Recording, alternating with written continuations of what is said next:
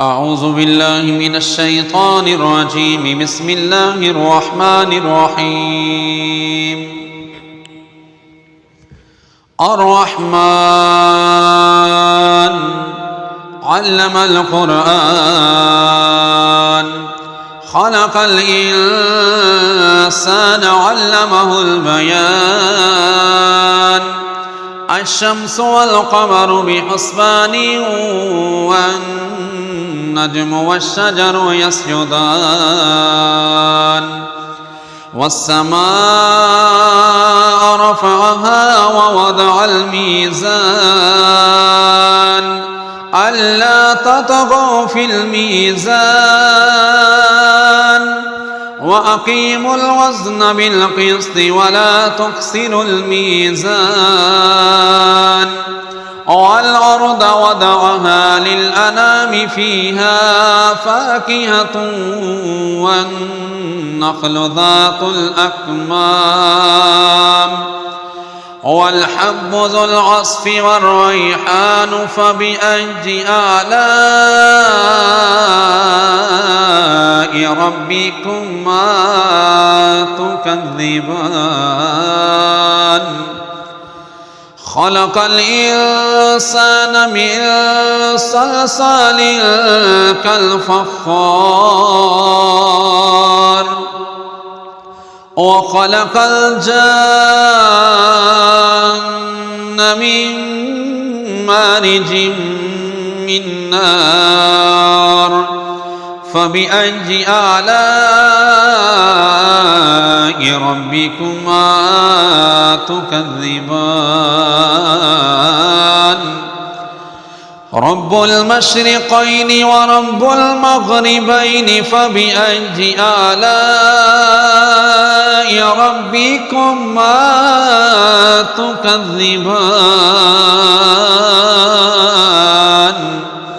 مرج البحرين يلتقيان بينهما برزخ لا يبغيان فبأي آلاء ربكما تكذبان يخرج منهما اللؤلؤ والمرجان فبأي آلاء ربكما تكذبان وله الجوار المنشآت في البحر كالأعلام فبأي آلاء ربكما تكذبان كل من عليها فان ويبقى وجه ربك ذو الجلال والإكرام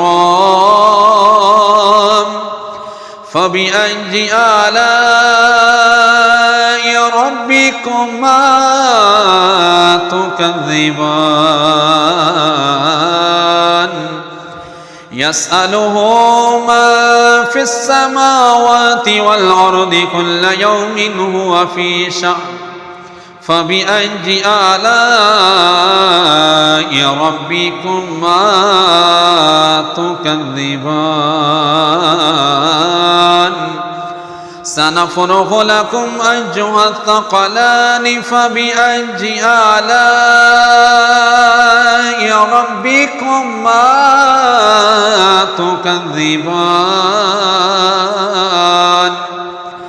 يا معشر الجن والإنس إن استطعتم أن تنفذوا من أقطار السماوات والأرض فانفذوا لا تنفذون إلا بسلطان فبأي آلاء ربكما تكذبان يرسل عليكما شواظ من نار ونحاس فلا تنتصران فبأي آلاء ربكما تكذبان فإذا شقت السماء فكانت وردة كالدهان فبأي آلاء ربكما تكذبان فيومئذ لا يسأل عن ذنبه إنس ولا جان فبأي آلاء ربكما تكذبان يعرف المجرمون بسيماهم فيؤخذ بالنواصي والأقدام فبأي آلاء ربكما تكذبان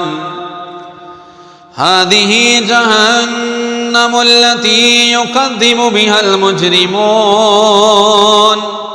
يطوفون بينها وبين حميم آن فبأي آلاء ربكما تكذبان ولمن خاف مقام ربه جنتان فبأي آلاء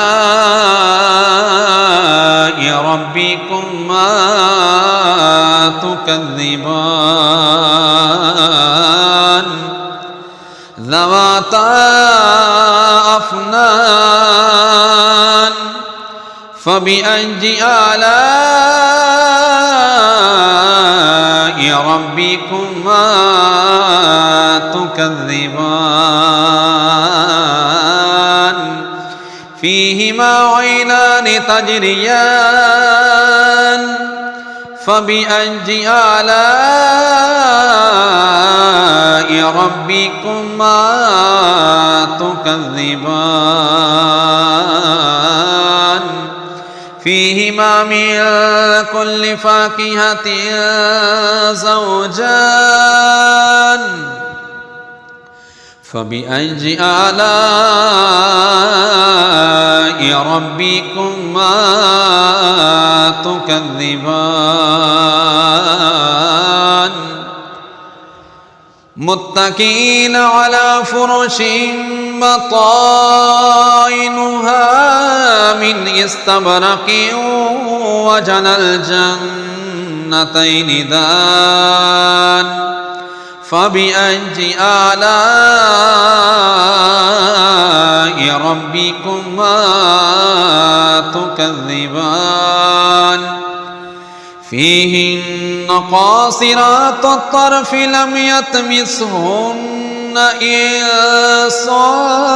قبلهم ولا جان فبأي آلاء ربكما تكذبان كأنهن الياقوت والمرجان فبأي آلاء ربكما تكذبان هل جزاء الإحسان إلا الإحسان فبأي آلاء ربكما تكذبان ومن دونهما جنتان فبأي آلاء ربكما تكذبان مدهامتان اثنتان فبأي آلاء ربكما تكذبان فيهما عينان نضاختان فبأي آلاء ربكما تكذبان فيهما فاكهة ونخل ورمان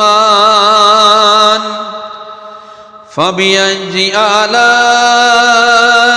ربكما تكذبان فيهن خيرات حسان فبأي آلاء ربكما تكذبان حور مقصورات في الخيام فبأي آلاء ربكما تكذبان لم يطمثهن إنس قبلهم ولا جان فبأي آلاء ربكما تكذبان متكئين على رفرف خضر وأبقري حسان فبأي آلاء ربكما تكذبان تبارك اسم ربك ذي الجلال والإكرام